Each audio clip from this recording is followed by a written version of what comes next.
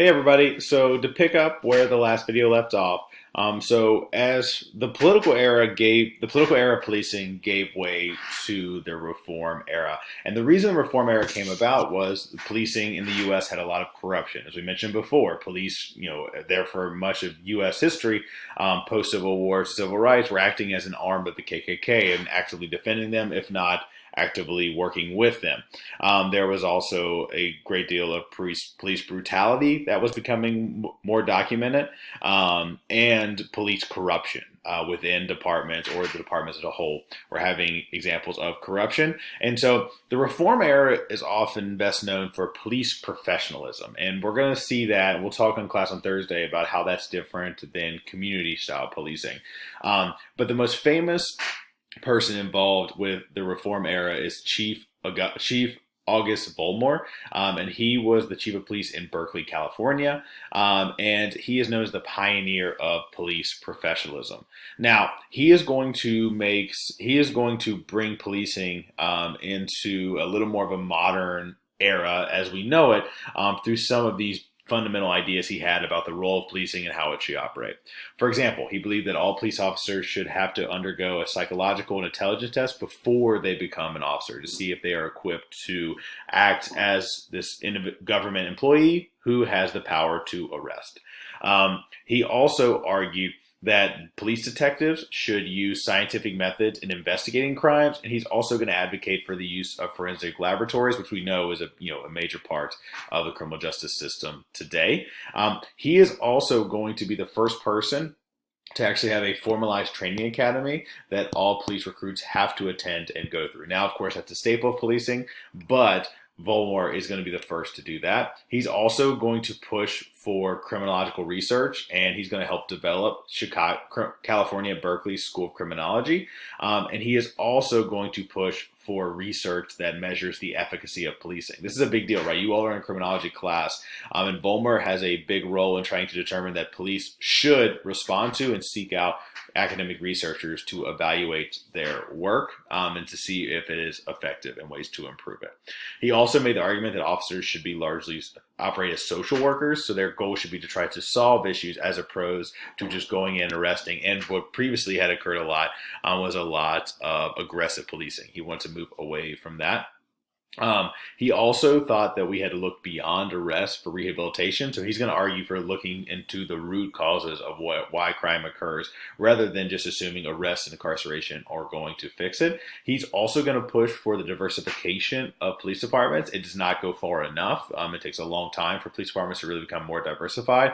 But that idea, that seed gets planted during the reform era. So what you're seeing with the reason it's called the father of police professionalism is all of a sudden now you're seeing police become more professional actors, and they are going to, whether it be they're professionals through their training, they're professionals through the screening that goes through, like the psychological and intelligence screening. The professionalism in terms of their work is objectively evaluated by researchers. All of this is going to move police into a more professional atmosphere. And so this is big. We're also talking Thursday about why Berkeley was so unique in this, like why that city allowed for the changing in policing paradigm from the political era to the reform era.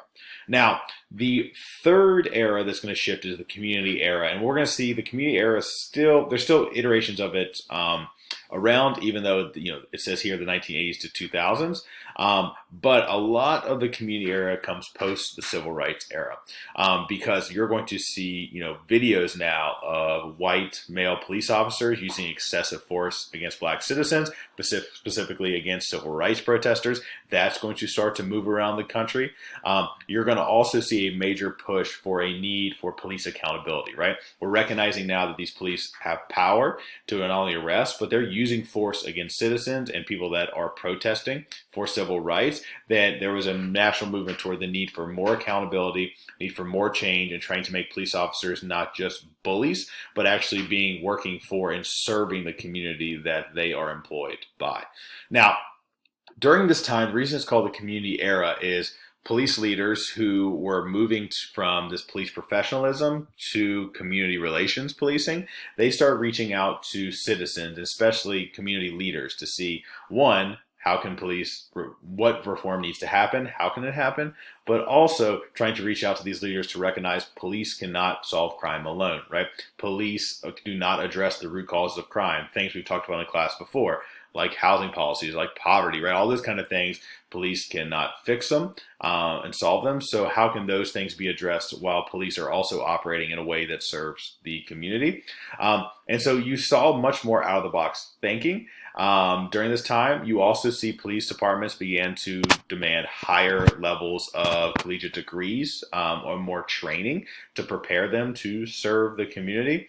And police began to study the various layers that lead to the problems they're dealing with. For example, in today's example would be a police officer shows up to a scene, somebody that has a severe mental illness is going through a crisis. What led them to that point are typically layers of failure, whether it be in the failure of our ability to fund or our lack of political will to fund community mental health. It also is a byproduct of the growth of broken windows policing in certain cities that over-police small infractions. And so all these layers lead to this crisis point. And so the community era is trying to get police officers to better understand that and police leaders to understand it.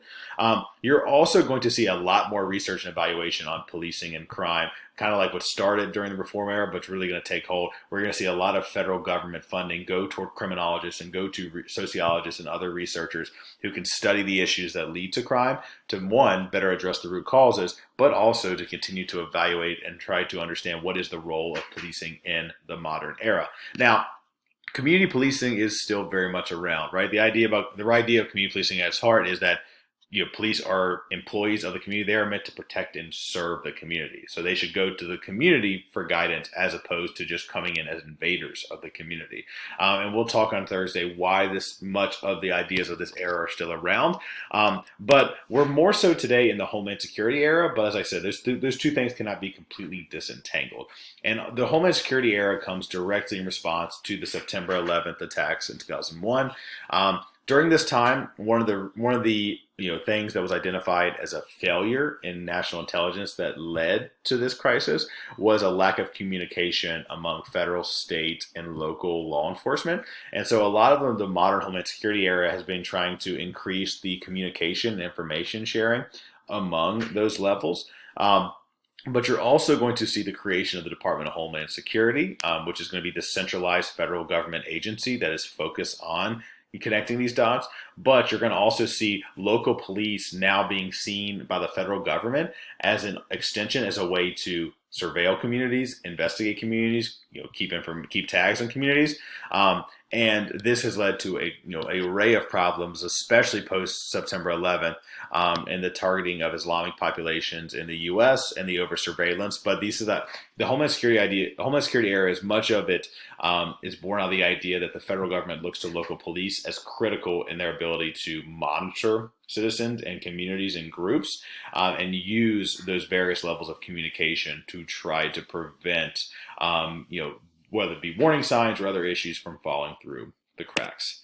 Now, this obviously leads into the different levels of policing, and this should be pretty obvious, so I don't expect you all to struggle with most of it. However, it is important to note that law enforcement operates at the federal, state, local, county level, at all levels. However, where you work in law enforcement is going to matter a lot in terms of who you're answered to, who you're funded by, who your bosses are, but also what your expectations are.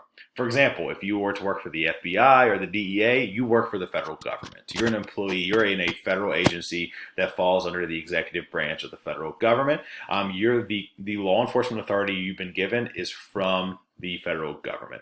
Now, typically individuals in these levels have collegiate degrees and more experience. A lot of people work up to these levels. And at the state level, so this would be like Virginia State Police. If you've ever been pulled over on the interstate, you've probably been pulled over by a state police officer. Now, typically in most states, it's kind of the primary function of state police officers, because at this point, you're an employee of the state, right? Virginia State Police are under the executive branch of the state government. So typically you think of state troopers who are on the interstates. However, state police departments do a lot more than just policing the interstate. For example, many state police forces, they have task force units to focus on gangs, on drugs. They run criminal forensic labs. A lot of that exists in the Richmond area in Virginia, all these different levels to VSP. And we'll talk on Thursday about the various things that they do. But know if you work for state police, you are an employee of the state government. Whereas when we typically think about police, they are at the municipal or local level. So when we think of like Newport News Police, they answer to police chief who is appointed by the mayor. So if you are a local police officer, you ultimately have been given your authority by the mayor and or city council members.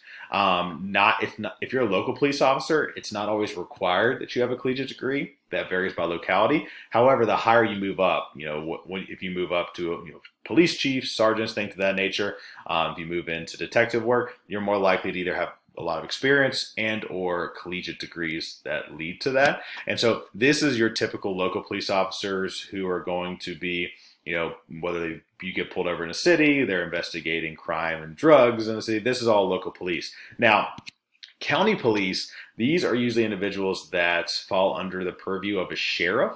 And typically, if you are a county police officer or a law enforcement officer, you either work in a jail, because most local jails are run by sheriffs. Sheriffs are politically elected. So that's one example. Or you may work in the courts, especially in county level courts. And so sometimes these two lines can be blurred, but local police departments are very different than county sheriffs. County sheriffs, like I said before, are more often, most of their focus tends to be on the local jail and the courts, whereas local police are actually focused on local city level law enforcement work. Those are two very different things. So I'll make sure we have that all tied up on Thursday. And then there's individuals with law enforcement powers who don't necessarily fit in so neatly in one of these categories. For example, if any of you go to work in probation and parole, you're actually an officer of the court, but you have law enforcement powers. You can work in animal control, bailiff for the courts. If anybody that went to the mental health court docket with my upper level class, you saw bailiffs that were there and you saw their role. They all have law enforcement powers, but their purview is different. For example, if you're a bailiff, your level area of domain is that courthouse. That is what you do. And so a lot of these can be employees of the court system, but not always. But like I said, these are kind of the various levels. Sometimes these levels intersect. For example, they may work together on investigating crimes. And other times you'll get some pushback where, especially this happens if local police, when federal governments show up, they have a lot more resources typically for like something like the FBI, but they also have the potential to push out local police on their investigations, which can cause some inner level tensions. Now, one other thing to note is between police, there's a difference between officers who are commissioned versus civilian. If you are a commissioned police officer, you have arresting powers. That means in the state or city you operate in, you have the ability to arrest individuals. If you are a civilian law enforcement officer, you still work in the realm of law enforcement, but you do not have the same level of training as local or state police officers or county police. And also you don't have arresting powers. For example, if any of you were to work as a 911 dispatcher, you have a critical role within policing. However, you don't have the ability to arrest and you have less extensive training than commissioned law enforcement officers.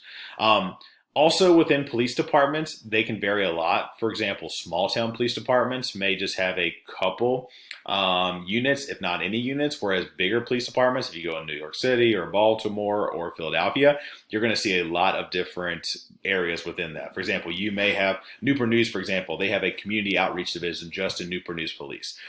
You may have a gang enforcement unit. You may have explosive disposal. You may have homicide detectives. All these things, they recognize that they don't always look exactly the same across departments. A lot of it varies in terms of the locality you are serving and also the resources you have. The bigger the department, the more resources, the more likely you are to have these specialized units. And so if any of you go into policing, that may be something you're interested in, is moving up from, kind of your street level police officer to a homicide detective at some point. And the bigger departments, the more likely that move can happen internally, but also you can move across departments too once you gain that experience. Also, as was mentioned before, sometimes police departments work with outside agencies. For example, let's say you are working on illegal firearms in Newport News Police. You may work with ATF, the federal agency ATF, to try to figure out ways to best investigate this or better understand how those illegal firearms are coming to the city of Newport News. That's where you can see collaboration working well across departments. But as I mentioned before, sometimes they can cause tensions and issues. Now, where we're going to start off class on Thursday, and I'll include this in the email. We're going to start off with a Kahoot, and we're going to start off reviewing everything I've covered in these YouTube videos. And then on Thursday's class, we're going to focus on police deviance and police corruption, as well as more information on different levels and roles and responsibilities of policing. All right, I hope you all have a wonderful day.